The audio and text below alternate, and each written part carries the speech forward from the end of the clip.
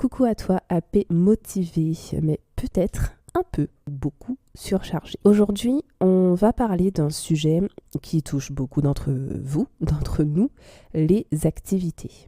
Et surtout, trop d'activités. Tu vois ce que je veux dire ? Peut-être que tu te reconnais là. Tu cours toute la journée, tu veux bien faire, tu veux proposer des choses aux enfants, mais tu as l'impression que c'est jamais suffisant. Et parfois, franchement, tu sens que tu fais un peu du remplissage pour ne pas avoir l'air de ne rien faire. Tu culpabilises, tu t'épuises et au fond, tu sens bien en fait que ça ne marche pas si bien que ça. Et soyons clairs, faire des activités pour faire des activités, ça n'a aucun intérêt. Si au final, l'enfant n'en ressort ni grandi, ni plus épanoui, c'est qu'on a raté quelque chose. Le vrai souci, c'est qu'on confond souvent en faire beaucoup avec bien faire son travail. Et ça, en fait, c'est une erreur qu'on a presque toute faite un jour.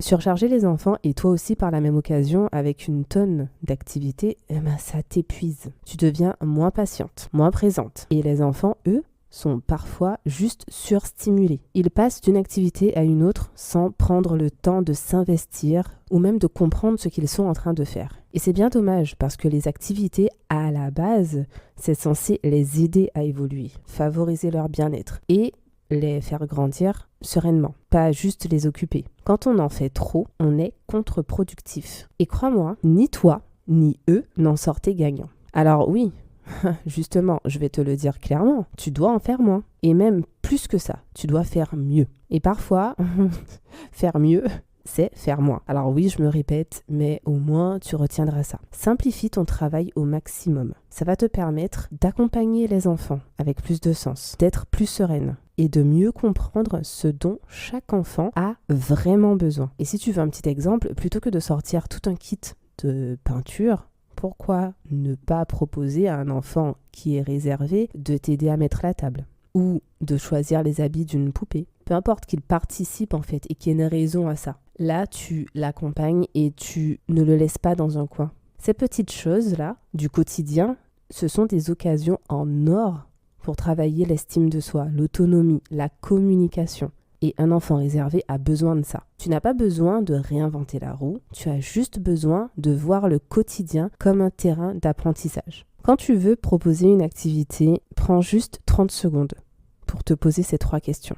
1. Est-ce que ça stimule l'autonomie de l'enfant ? Est-ce qu'il apprend quelque chose qui va l'aider à faire seul demain ? Ou est-ce qu'il est passif ? 2. Est-ce que ça répond à un de ses besoins du moment ? Besoin de bouger, de se recentrer, de se sentir utile, d'être rassuré, d'exprimer ses émotions. L'activité doit venir soutenir tout ça et pas juste, comme j'ai dit en début de podcast, l'occuper. 3. Est-ce que ça peut être refait sans trop de préparation ni de matériel? Parce que si c'est simple à remettre en place, tu pourras la proposer un peu plus souvent. Et l'enfant pourra même le refaire du coup cette activité seul ou avec d'autres. Et si tu veux aller plus loin, demande-toi aussi quelles émotions cette activité peut-elle faire émerger chez lui. Par exemple, la fierté d'y arriver seul.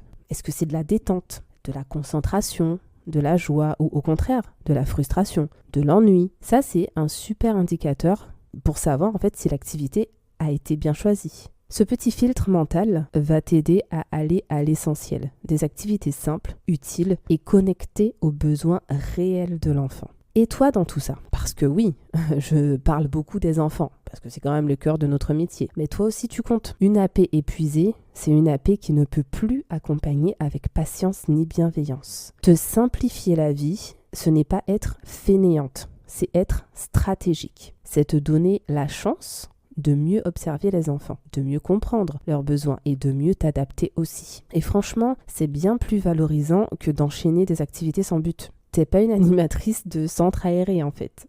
T'es là pour accompagner, guider et soutenir. Donc pour finir, ce que tu dois retenir, c'est moins de charges, plus de sens. Moins d'activités inutiles, plus de liens, plus de vrai. Et surtout, plus de sérénité pour toi. Si tu veux aller plus loin et t'inspirer d'activités simples réutilisable et vraiment utile pour booster l'autonomie des enfants, tu peux te procurer le livre Grandir et s'épanouir, activités pour stimuler, apaiser et favoriser l'autonomie de l'enfant, guide pratique pour auxiliaires de puériculture. Il est disponible sur Amazon. Je l'ai créé pour des pros comme toi, celles qui veulent faire du bon boulot, mais sans rajouter de la charge mentale. Moi, je te remercie d'avoir écouté cet épisode. Je te souhaite de prendre soin de toi et je te dis à très vite pour un autre podcast, un autre boost d'amour, full love. À très bientôt.